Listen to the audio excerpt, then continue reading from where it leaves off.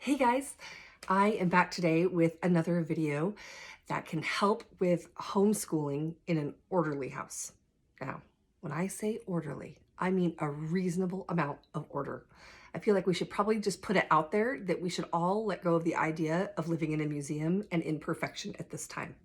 Because I don't know about you, but having kids home all day, every day results in a significant amount of mess. It's like living with human tornadoes, and they can sometimes make a mess faster than it can get cleaned up. So what I'm aiming for with this is to give you some tools to have order and calm and a system in place that can help everybody know what they need to do, when they need to do it, so that you don't carry the stress as a parent of constantly being the taskmaster saying, clean up those shoes, pick up this Lego, do that, because that's really stressful. And we have so many other things we want to be focusing on. But if you're like me, having clutter everywhere really is taxing on your mind. I operate so much better when there is order instead of chaos. That's what I'm hoping you get out of today's video is how to create a system that works for your family that will keep you from feeling like a constant taskmaster and will help the kids learn some of the life skills that may have been missing while in public school. When kids go to school all day, every day, they're gone early in the morning. They come home in the afternoon and need to do homework. They have other activities. You've got dinner, you've got family time. And so finding time to teach some of the sort of next level life skills, other than just, pick up your room, it's very hard to find a place to fit that in. But we have a unique opportunity now to teach our kids the skills that they really are going to need later in life. And some of those can be strip a bed, how to put on new sheets, how to fold a fitted sheet. Just kidding. I also don't know how to fold a fitted sheet. They are the worst. But how to load a dishwasher, how to properly vacuum, how to hold a broom, how to clean a toilet. These are the things that we hope they do when they leave our house someday, right? And so now is a time to really establish a good routine, a schedule, a system that once you put it to work, you don't have to constantly be monitoring it.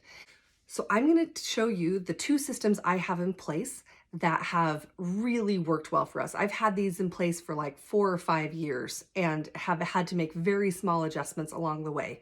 Prior to that, I pinned like 500 pins on Pinterest of like chore charts and chore sticks and all these different things, trying to figure out how to keep my house in order without losing my mind and constantly yelling at my kids to pick up. But once we put this in place, it has been a really great solution. So just know you will need to customize this to your own family. I have 6 kids, so my list of jobs is longer. The number of helpers I have is more than a lot of people. So just take this as sort of an overview of an idea that might work for you if you customize it to yourself. The first chart I have is a kitchen chore chart, and I'll show that to you. I cannot take credit for this because my best friend made this. She makes like Excel spreadsheets in her sleep and is so good at this. So she just like whipped up a little chart for me. Maybe you're really good at that. It doesn't matter how it looks, by the way. So let me just show you. These are my kids, and they each rotate a day as a kitchen job. The jobs I have, these are also obviously the days of the week and the jobs that I have. So if it's Monday and the dishwasher needs to be unloaded, I just have to look here to see whose job it is that day. And they are responsible for that job the whole day. So if we do multiple rounds of dishes, they're responsible the whole day for unloading the dishwasher. Same thing for dishes, same thing for cleaning and clearing the table. That counts for after breakfast, after lunch, after dinner. The kitchen job is all day. And I don't know about you, but the kitchen is our most used room in the house, and we make the most mess in there. When you've got 6 kids making their lunch, there's bound to be a mess to clean up, and everybody knows what they are responsible for in that. So this has worked really, really well for us. If you have less kids, then I would just combine some of these jobs or put parents on the job chart as well. If you have younger kids, you you might be surprised, they can do a lot. My 5-year-old is on the chore chart. She's often the pet care manager, which means she's in charge of feeding and watering, litter box, things like that. But 5-year-olds are also very capable of unloading a dishwasher and loading it with help. Obviously, she gets a little more help than other people, but usually capable of more than we give them credit for. So the kitchen jobs, one more time. Days of the week, the jobs, and then the kids rotate through. So listen, if your kid's least favorite job is loading the dishwasher, they only have to do it that one day, and they're not going to do it again for several more days. So it doesn't stick them in that job forever, but everybody gets a chance to do all of them. Okay, the next chart I have encompasses a weekly chore chart, and it gives them an opportunity to see all of the things that they're responsible for. So let's take a look at Bennett here. I have the days of the week and a little spot to check it off, which I rarely do, to be honest. They know what they need to do and they are pretty good about accomplishing it. So I rarely need to check it off. But if you have a kid who's like, hooray, sticker charts, or I live for that check mark, feel free to check it off. But you know, they're responsible for their room. Listen, I don't pick the battle about the room very often. If their room is a little untidy, I figure better keep it in that space than in all of the common areas. So what room clean means to you is really personal. But this week, for example, he's in charge of the bathrooms. So what that means is each day he's cleaning a different bathroom in the house. So on day 1, he would clean the downstairs bathroom. Day 2, he would clean his bathroom upstairs. Day 3, he's going to clean the other bathroom the kids use. And so each bathroom is getting cleaned a couple of times a week. And each of my kids has been taught how to clean that bathroom. So if you've never walked your kids through what the expectation is for cleaning a bathroom, you'll want to really walk them through that. What does it mean to clean a mirror? What does it mean to clean a toilet? What does it mean to clean the floor? And do that with them a couple of times so they understand what your expectation is and you understand what their understanding of it is. So the other jobs I have are a laundry assistant. This has worked well for us. They are in charge of laundry all week. So they're in charge of getting loads in and switched and moving and sorted. Doesn't necessarily mean they're folding everybody's laundry, but sometimes it does, depending on how busy a week it is.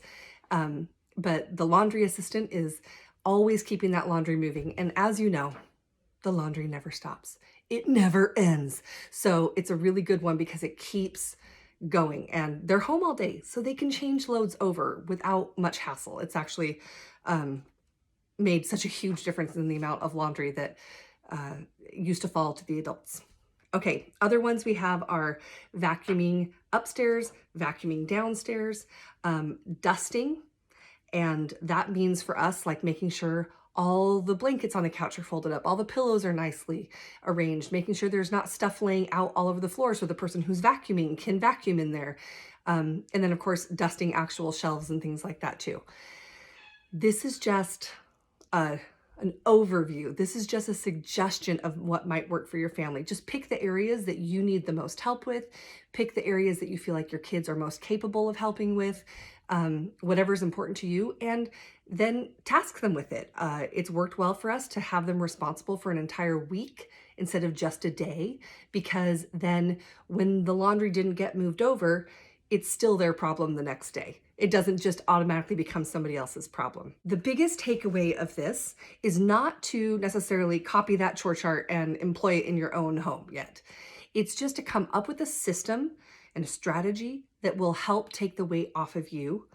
And so that when you say in the morning, hey, did you get your kitchen job done? And the kid goes, I don't know what I'm supposed to do. You can say, look on the fridge. That's where it is. We keep it on a magnet on the fridge. And then they go, oh, okay, I'm dishwasher unloader. And they do it. There's no more like questioning, well, it's not fair. I did it yesterday. Everybody knows what they need to do. Everybody is aware and everybody's on board. This is part of being a team, right? We are all on the same team. We all want the same thing. We want to have a home where we feel comfortable, where we feel like we can move without stepping on stuff, where we feel, order and peace as opposed to just total clutter and chaos. That is it. I hope you guys find a schedule or a system that really works well in your house for your kids. Again, you know them best. You know what's going to work the best in your home. And I hope that as you implement this, it will give you a little more peace of mind, a little more peace in your home, and that we can all get through this time a little more joyfully together. Have a great day, guys.